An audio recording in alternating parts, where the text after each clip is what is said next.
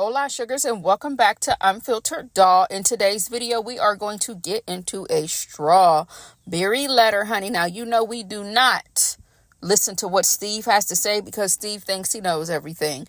However, we will get into what Shirley has to say, and then I'll add a little bit of feedback, so let's get into it. Thinking of subject, my husband is never satisfied. Dear Steve and Shirley, I have been married for almost 3 years now. My husband and I are intimate at least 4 days every week. I like to keep things hot and spicy. Nothing is ever the same in the bed or wherever we choose to do it. I do all that I can to please him, and I make sure I am pleased as well. Our sex is always amazing, but he has confessed to being unfaithful during our entire marriage. He told me that he has been sleeping with women in our home, on our couch, in restaurants, and even in cars. Not to mention, one of the women he slept with was the only friend that I had. Well, at least I thought she was. He just can't get enough sex. I'm so lost and confused because he says that it is not me. He says he just can't help it. I can't seem to satisfy him. What should I do? Please help.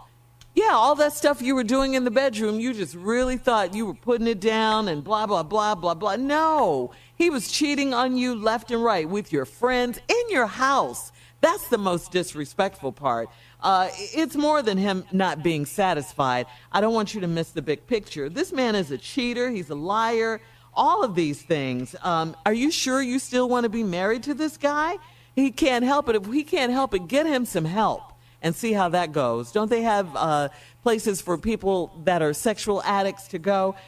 This man, I don't know if he's ever going to stop cheating on you. 3 years you guys have been married. It's not like the 7-year itch or anything like that. You're practically newlyweds, and he has no respect for you, the marriage, your home, any of that. I think you need to assess who you're married to. It doesn't sound like you really know this man at all. You may be looking at divorce court here. Steve? Damn. Yeah. Sometimes when I listen to these letters, I try to just stick with what was in the letter and not let my personal thoughts invade as far as I'm like, something doesn't sound, something seems suspect in this letter to begin with. But I think, like I said in a previous video, it is so important to make sure whomever you're dating or whomever you're about to marry, that you know what it is that they like to do in the dark. And not in the dark with you, I mean in the dark. What is that fetish? What is that kink? Because no matter how you throwing it back and throwing it on him, no matter what you're doing with that tussy cat, if it does not include whatever that kink and fetish may be occasionally here and there, then you'll never be enough if he doesn't have control when it comes to going out there and keeping that meat in his slacks. And depending on the situation, as far as how much attention he might be getting when he goes out and about, maybe he can't control that flesh. Maybe he can't control the lust. Maybe he can't control himself if women, for example, keep approaching him or inviting him into their space for him to pull that meat out. And this is why it's so important to pay attention to those red flags, when you're dating these men and these women as well. Women do the same thing. We're not just going to act like men are out here, cheating and acting up and carrying on. But you have some men who have no control when it comes to that meat, baby. You have some men that will take that meat. If you got a warm apple pie sitting on the windowsill, baby, and there's a hole in the middle of that apple pie, you got some men that's going to put that meat in the middle of that hole of that pie. This is how sickening some men are, and women, when it comes to just wanting to have something stroked, touched, humped, and pumped, okay? But in her case, I've never met a married couple, a husband admitting to his wife, that, yeah, I'm cheating, and I'm cheating in our house and at the park and in the restaurant and down at the motel, and I'm cheating in the hotel lobby. I've just never met someone who told me personally or just out and about on these social media streets where the husband just admits that. So I don't know if she did change some things in the letter to make it seem more, juicy. I don't know if she caught this man in the house doing things or whatever the case may be. And which restaurant is featuring Where is he, in the bathroom I mean, I got questions. What do you mean in the restaurant? Does he own the restaurant?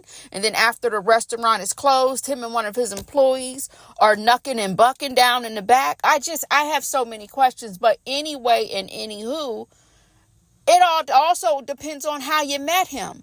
What was your status before you two decided to tie the knot? What position did you play? You know what I mean? So if you knew you was laying with a low down dirty dog and y'all got married, then there's that. You get what I'm saying? It could be so many things. I should have picked another letter, y'all. This one I'm not feeling. Because sometimes we make the worst decisions when it comes to a certain man that we might be dealing with, right? And you decide to get married for the sake of saying my husband, and look at what you got. Like, how disrespectful. What do you mean in y'all house, in your home? What is up with this? See, this is what I don't understand. Those who do participate and partake in infidelity and cheating or whatever it is that you're into, why are y'all taking these people in your house? That is so careless. See, No. That's just very, very, very careless. I feel like if you're going to do all of that, if you don't have the funds, if you don't have the coin to take yourself to a hotel or to an Airbnb, since it's now 2024, then you don't need to be doing it. Hell, go use your card. Do something. Don't bring it in my house. You get what I'm saying? And not only that, what do you mean your friend? Like, did you just add that in there to make it sound like he's just really like, a dirty dog with fleas? Or did this really happen? Like, why are you even writing this letter? Did you not file the divorce yet? Because at this point in time, he has a baby. He has done all of the above but drink bleach. Like, what?